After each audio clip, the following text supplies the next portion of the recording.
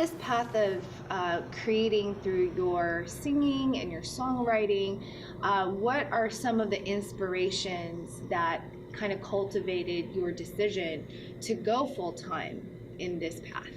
Any one of you could start. Do this. Sure. Some of the decisions that, well, I've been doing this, it's been a little more full-time for me for longer, and it's just something that I love to do, and it's where I wanted to focus all my energy, and I've been blessed to always have it be a part of my life, and so I just decided to expand that even more and really focus on it. And of course my inspiration is drawn from so many things, but the underlying intention is always to inspire through sound, through music, through the messages bringing through, and allow that to ripple and echo into the hearts of anyone who could benefit from hearing it. So that's the underlying foundation. Yeah. I echo that completely, and something that we both feel strongly about is this musical medicine, the idea of musical medicine, and that, we were talking beforehand that I've been in biomedical research for a very long time, and I could see how slow that was. Even when you discover something, it can take a decade in order for that discovery to get to the patients.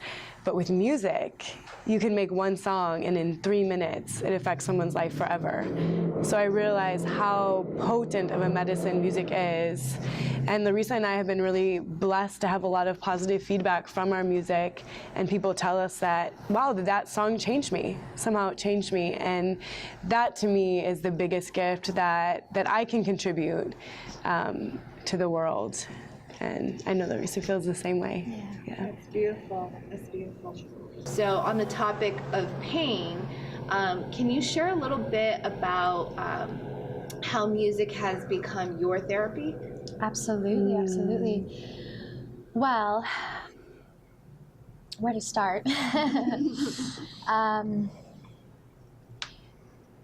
It's my modality to be able to express whatever is affecting me in here. And I know that if it's something I need to express and I could benefit from, that other people can receive that as well. And so that's just what I've chosen for this life, to be able to do that. And it's what helps energy move through me. And I also do that with dancing and other creative art forms as well. But music for me and songwriting is a way for me to be able to let the energy flow, let the emotions flow, that's in a healthy way and constructive, and is something that I always have. I always have my guitar, I always have my voice, I always have the ability to, use sound and words and bring that into life, and to bring whatever I'm feeling, that creation, into a manifestation. So it's very, very therapeutic in that way.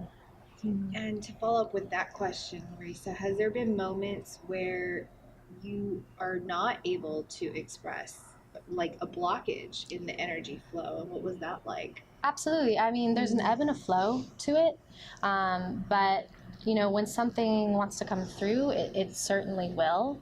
And it's just knowing when and having patience with that. There's times when I want to create, and I'm like, if I'm not being honest with myself, then things don't come. So it's like when I actually tap into what I'm really feeling or what's really happening, and just fully expressing that and being vulnerable with that, even to my own being, that's when we really get to it, and that's when that can flow through. Yeah, powerful. Thank you. Of course.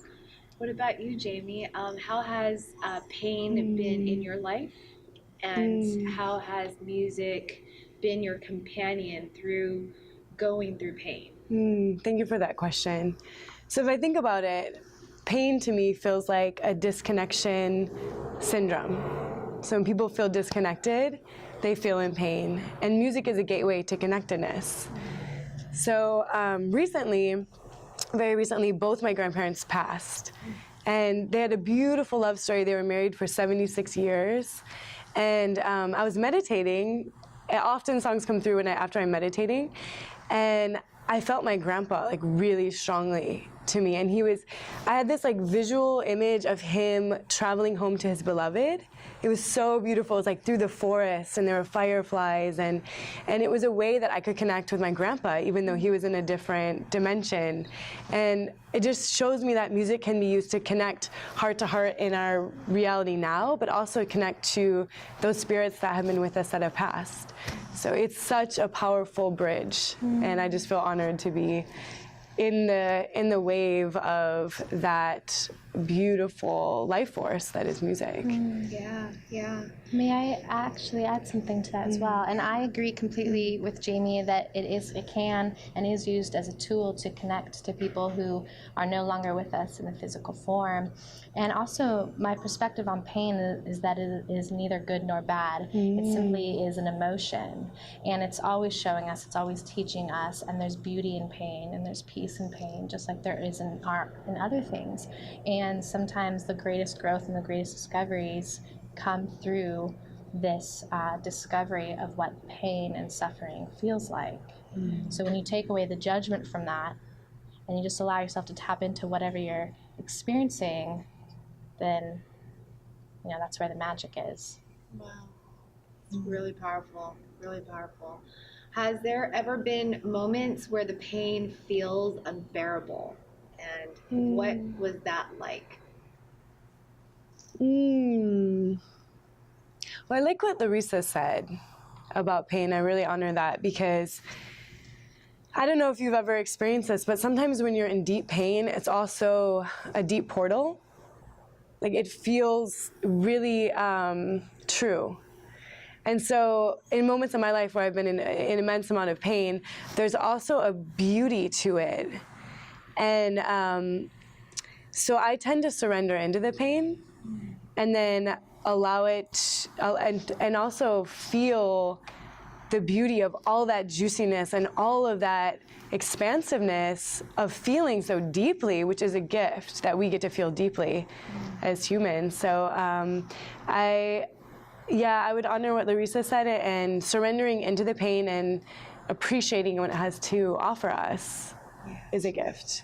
Yeah, that's great. That's great. So let's talk about Indigo River, and let's talk about the one specific song that kind of brought us together, in terms of the foundation of the love story, or what the theme that's closest to what our mission is about, which is transforming our pain into passion. And you have a song called Let Go. Could you tell us a little bit about the origin of Let Go, what inspired you to create the lyrics, to have the conversation that led up to the song? Let go, let go, let go, let go, let go, let go, let go, let go, let go, let flow, let go, let go, let go, let go, let go, let go, let go, let go, let go, let go, let flow, let go, let go, let go, let go, let go, let go, let go. Let go, let go, let go, let flow, let go. May the sun always shine on you if you are near or far. Wherever your feet may take you to, I'm loving you where you are. My mama once told me long ago, you never ever know, my dear. But I put my faith and trust in you, and I got nothing to fear.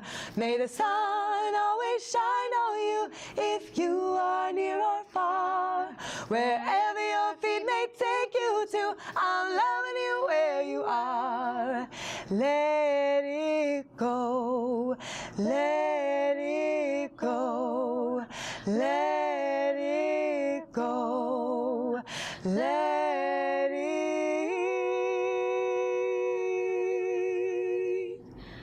go. This was birthed shortly after I got married, which is almost a year coming up. And so a few months after that, my husband, who's an actor, was booked for a movie. And this movie filmed in Chicago.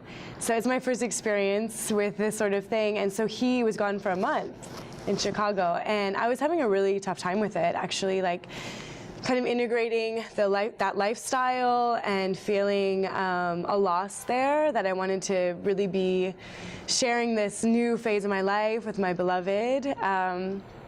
And so I was struggling with that, and Larisa came over, and she was helping me with that, and then we just started singing the song "Let Go." We're like, we love the phrase "let go," letting go of those emotions, and then the song was so naturally birthed. I think we wrote it in like one sitting. It was like very naturally birthed. It's evolved since then to include other pieces, but it was just so flowy in that state, and it really helped me shift the energy around that entire experience from one of feeling a loss and contracted to feeling really joy for James, for what new exciting adventure he was on, and happy for him in this new project that he had. And so it allowed me to feel what unconditional love feels like, where there might not be anything in it for you, but this person is experiencing a great life accomplishment and life path, and then being happy. So that's the phrase, "I'm loving you where you are." I'm loving you where you are. So in that moment, I was loving James in Chicago, even though I wasn't with him. But it also can mean I'm loving you where you are on your path, whether that be a spiritual path, a physical path, and I'm honoring you in your process. And during that time, you were singing it and singing it over again. What was the transformation like for you, both internally and outside circumstances? Well, as we were singing it, it was funny. We'd actually sing it and send him a little clip of it too. So he was part of the process, which was fun. But I was doing some vision work around it, and picturing him being so happy and at peace and just in his full dharma and in his full joy, instead of feeling sorry for myself. So shifting the energy to like happiness for someone instead of feeling sorry for a regret for myself. Right. And how was that transformation like for you?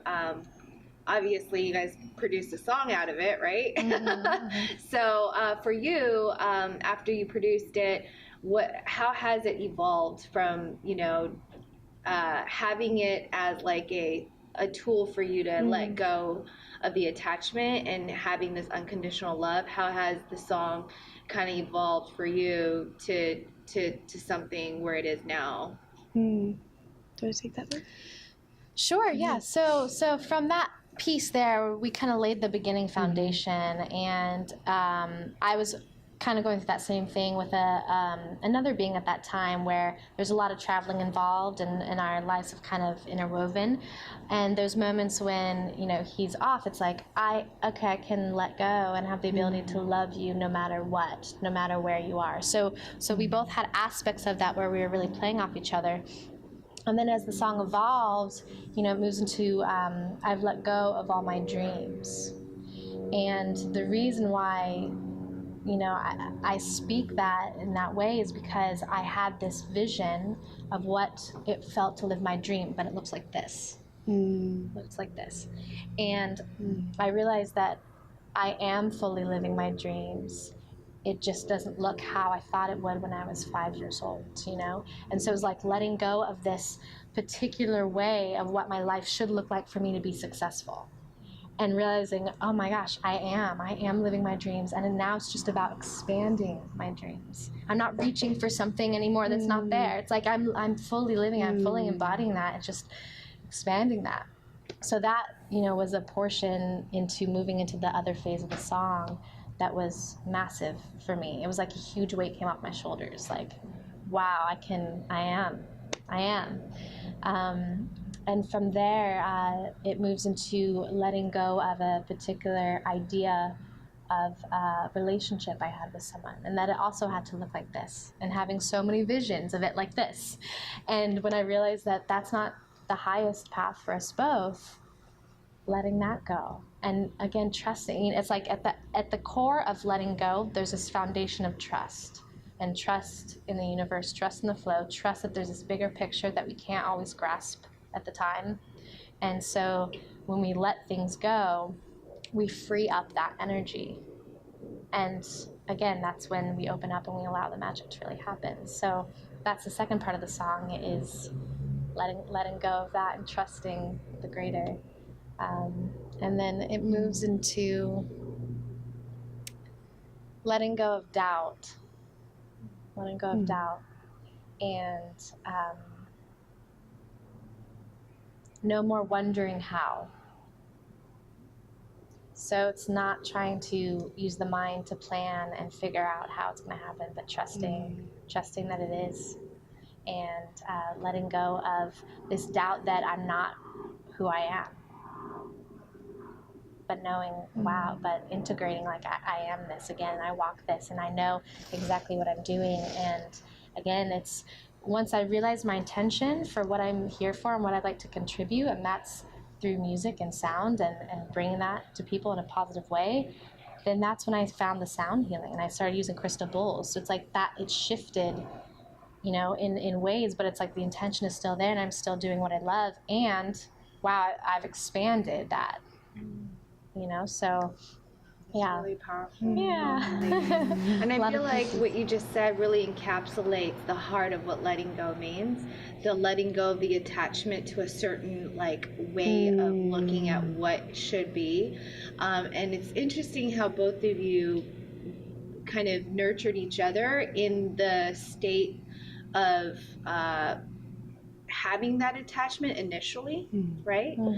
So I hear that both of you kind of came together to help each other out, letting go, and in the process of letting go, you discovered what is to be let go of, right? Absolutely. Yeah. Yes. So for Jamie, it's more of like letting go of the expectation of what happiness should look like in a marriage, perhaps, and just having that unconditional love discovery. And for you, Larisa, I hear it's letting go threefold. It's like letting go of what it means to be successful as defined by whatever arbitrary magazine or thing or saying that someone heard. And also letting go of a picture perfect ideal with someone, right? And then also the doubt, the self-doubt that oh, you know what, I should be here or there and that. And that's really powerful. I think a lot of times people forget that when they're in the state of attachment, whether it's to their career or an ideal love life, people tend to withdraw. And what I discovered through how you guys came together was two sisters, kind of in need for that emotional support to get together and create something in the act of helping each other out, Absolutely. So I wanted to see also, this is a great opportunity to kind of shake things up a little bit and hear the song. I'll let go of all my dreams, realize that I was living there, everything I could foresee, and the wisdom to go with. I've let go of all my fears, through the struggle and the tears. Now they're in the rearview mirror, I'm letting go. So I let it go, so I let it go, so I let it go, so I let it go. I've let go of you, everything that we had to do. Let actions speak their truth. I'll let you go.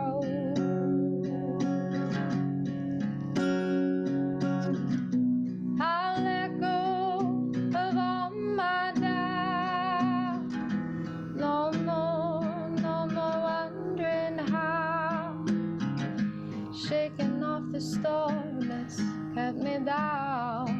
These wings are coming out. So I let it go. So I let it go. so I let it go, so I let it go, let go, let go.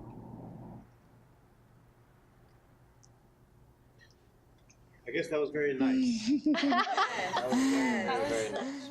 And the suffering that comes with the attachments, to just letting it go like an Indigo River, just letting it wash away. And that's kind of the heart of what I heard.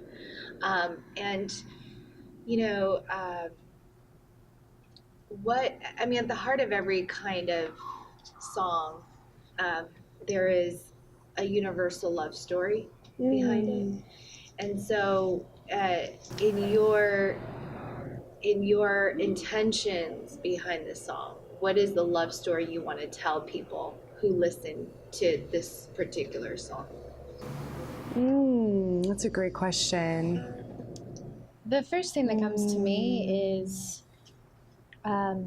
love for life and love for yourself and trust for yourself and trust for life. And those two, for me, go hand in hand.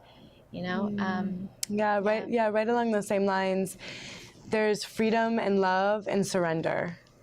And exactly what Larisa said, trust is such a big word. And your body is just filled with love when you fully trust.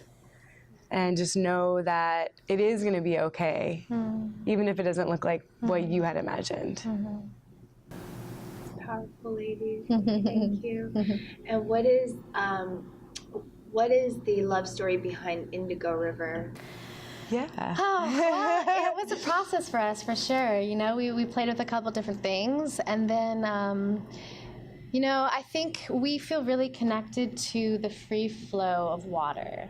And we also just feel connected, I think, on a cellular memory to rivers and moving through rivers on, canoes and boats and whatever else it was, and just the essence of water and how it flows in general. So we really loved the idea of river, and also music and sound moves like a river. It moves in these vibrations, and it reaches us. We just don't see it, but we feel it. So it's that same sort of idea there as well. And then indigo, I'm definitely, if Jamie, please add on, but, indigo is also connected to having clear vision and having, the brow center. And we felt like we really wanted to pull in music that is expansive and music that is multidimensional and that brings in messages that are multidimensional. And so we felt that indigo was a really beautiful way, the color, to describe that. So it's kind of fusing the two together. I think that's beautiful, and absolutely. There's so many cool nuances to the name, and so what Larisa was saying about having a strong connection with the river and canoes. So my maternal line, if you go all the way up my maternal line, is Native American, and that's the kind of music that I resonate with a lot. So that kind of like canoe music and river music, and we both have a strong resonance with that. And then indigo is a fun word because it can also sound like in we go. So we're both extremely expansive through that purple energy, but also introspective, and you can find that expansiveness through going in and through doing work within, and that self-evolving work. So our music both represents an expansiveness and an inward work. Part of the love story, what we do is we want to first validate people where they are through this very vulnerable way of opening up about a particular moment in time where we've felt lost, or we're going through a lot of pain. And then the other piece, which I think was very eloquently both sung and spoken, is the art of letting go. So that's what I mean by I'm going backwards now, because now I want to go back into kind of like the part where we can validate our viewers of where they are. And I'm actually going to reach out the first question to you, Jamie, since prior we were discussing about your loss of identity at one point in time. So I want to get a little bit more in detail about that. I understand, and you can repeat this later because I don't get filmed on this, but you were you were a doctor. I'm sorry, not doctor, but yeah, you're a doctor, but you're doing neuroscience for 14 years, right? So can you talk a little bit about that and then the kind of loss in identity from that, through that? Like, Sure. So ever since I was little, like I've wanted to do two things, which is like science and music, and those seem very counter to each other in a way, because that's a hard thing to do both. So being raised in Michigan, it wasn't really an option, a viable option that people would really respect to do music. At least that was my experience of that. So I took this path in science, which I honor and I love, and I was in that for 14 years, from the start of like entering a lab to getting my PhD in 2013, and then realizing that there was something else that I wanted to do with my life. And I'm still figuring out how to integrate that science, but when I left the lab, so the lab position at UCLA, and moved full-time into doing music with Larisa and Indigo River, there is, because it's very fresh, kind of a transition period of reclaiming my identity and also giving myself internal validation. Because when people say, oh, you're a scientist, and you get a lot of external high fives and gold stars for that. But when you say you're creative or a musician, I think people don't give you that immediate gold star as much. So it's been a really good growing point for me to embrace and just to be so proud and in love with the fact that like I'm doing what I want to do and what I feel like is most impactful and where I'm most in my dharma. And I think a lot of women can relate to this when they have kids and start a family, because they might have a big high-powered career and they choose this incredible path of being a mother, and they don't get that validation from society. And so you have to find that strength within, that like deep knowing that you're doing what is your most contributory thing that you can do on this planet, and that what lights you up. So it's a lot of internal strength to have that strong sense of identity. And it's certainly a process, it's a process. Some days we're doing interviews and feeling great about doing music, and then other days we're in the living room trying to crank out a song. So it's a process and unfolding, but it's such a fun ride. It's such a fun ride. and I also hear that it's a choice for creative energy. Because like mothers, having a baby is the ultimate creative expression, right? In a way for another human to be manifested. And also for you, producing music could be like, it is actually, in my opinion, your creative force of producing your baby in that form, So I think that perhaps maybe that's why there's an analogy between mothers and also your creative force as a musician. Yeah, thank you for bringing that up, because something that was coming in is like the feminine energy. Because being in science or being in a high-powered career as some women, and then they transition to motherhood or a creative expression, is moving from that masculine energy to the feminine energy. And I've noticed in society often doesn't validate the feminine energy as much, like when you're in your feminine energy. So again, like people that are in that feminine or making those feminine choices, having that internal strength to love yourself and be like, I'm worthy of this path. Powerful. And we're creating all the time, even when we are the scientist or we're creating that. Yeah. And so it's like, let's think about really what excites us most to create. And that's what we want to move into. And Jamie obviously wasn't excited as much to create with that and decided to move towards music, So that's the beautiful thing, is realizing that we're constantly creating all the time. You're absolutely right. I love that. Right. So, I mean, it's definitely something to be said that science is also a very creative force. Absolutely. It's just a choice of like what kind of creative force you're ready to move into. Yeah, definitely. Yeah, I think it's interesting too there's a couple of things to the equation. It's like where you think you can make the most impact to help people, and then also what lights you up the most. So you want to have that combination locked in. So I think it's only only a single individual knows what that is. And so I think it takes a lot of like honest conversations with oneself to come up with what that thing is.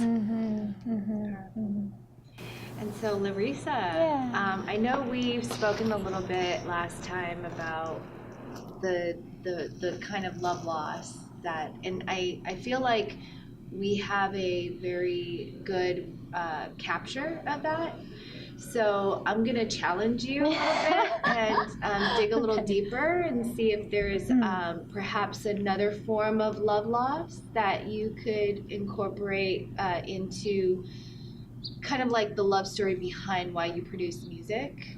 And might I offer just something I heard you say, you know, out of the three things, I feel like the last one you talked about, which is the doubt, right? Yeah. In a way that's kind of like a loss of faith at one point in time. Mm-hmm. So my question is, has there ever been moments, you know, and I'm speaking on behalf of other musicians as well. Could you share a time where you've perhaps lost your hope or a dream or like felt challenged by the pursuit of your music?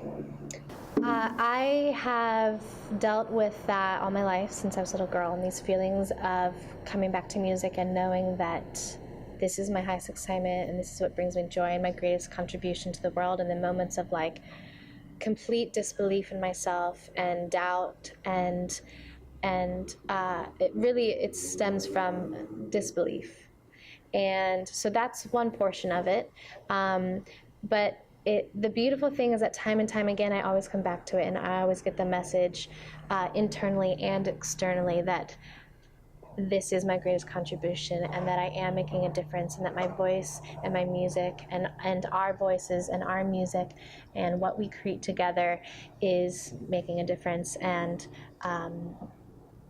so in a way, I'm grateful for that doubt, because then I get to know what it feels like to be fully in belief and have the opposite of that. My lowest moment we spoke about last time we talked, and that was definitely last year. And I was at my lowest low, and I'm laughing because And you know what? It was interesting because I've heard from other musicians that, especially when they fall in love with another musician and they produce music together, it's actually most painful, because when the separation is, when there's a separation, the music is almost like a trigger to kind of reliving that pain. So I'm wondering, were there moments where you almost didn't produce any music for a long time after that? Well, yes. I mean, the last song that, we recorded a piece of, I hadn't played in months and months and months, because it did bring back all those feelings of what it felt like when I was at my lowest low. And I literally was like, at 0 point. And in a lot of ways that was extremely painful. And then in other ways it was like, wow, at 0 point, I literally can create anything I want now. So looking back on hindsight, it's like I see that fully, but at the time I was feeling such, feelings of loss in so many ways. So, you're the one who's pushed me to get the song out. And I've in fact actually gone back to it, and gone back to it, and have added in some new pieces as well that fully encompass more of that experience in a wider perspective. And so that it's not just about what I was feeling when I was in pain and suffering, but it's about, more that tells the story of what was happening in that time of my life. So, wow. Yeah, that's beautiful. Yeah, that's absolutely beautiful. Were there moments where you felt like giving up on music altogether and just settling for a job? It's funny. I've had moments where I've thought about it, and I thought, what would it be like if I did give that up, and what would my life look like then, and how would I create? And I wonder, okay, is this part of a lesson I need to experience of completely letting it go? And I have moments where I just I completely surrender, and I just say, okay, just use me.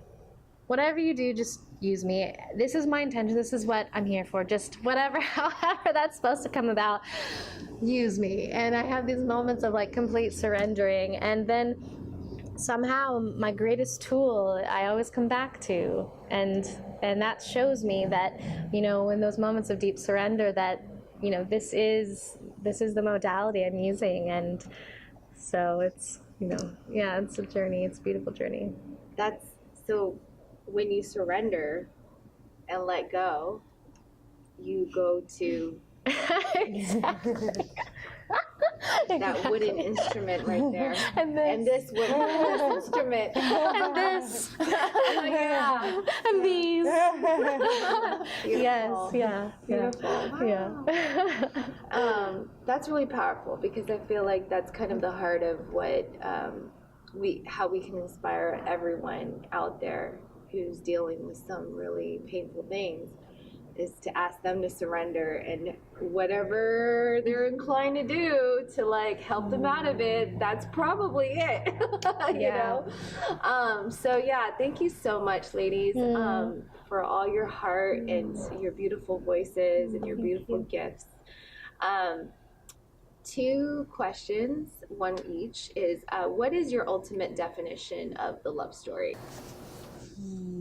My definition of the love story, the ultimate love story, is loving yourself so unconditionally and so beautifully that you allow all love to come in, whether that be a partnership or an incredible career or just the love of your family. It all starts with being in alignment with yourself and loving this person first. Beautiful. The love story. I feel that life is a love story, and we as humans, we love stories. And when I look at it on a larger scale, I see the sun in love with the earth, and the earth in love with the sun, and us, the children of that beautiful love between those two, and this life that we get to experience in all ways and all aspects is a beautiful love story. And what is a love story when there aren't these feelings of what love isn't? And so we get to discover that through this life, through this beautiful experience called life. So that's my definition of the love story. Hi, my name is Jamee Kyson. I'm a singer-songwriter, and I too have loved and lost. Hello, my name is Larisa Patricia Gosla. I am a musician and a sound healer, and I too have loved and lost. Let go, let go, let go. Let go, let go, let go. Let go, let go, let go. Let flow, let go. Let go, let go, let go. Let go, let go, let go. Let go, let go, let go. Let flow, let go. Can we start one more time? Yeah, Thanks. absolutely. We just had a little awkward moment of like looking and doing this, then looking again. Yeah. And so we just wanted to make sure that, you know. Let go, let go, let go. Let go, let go, let go. Get 'em, bird. Yeah. Get 'em.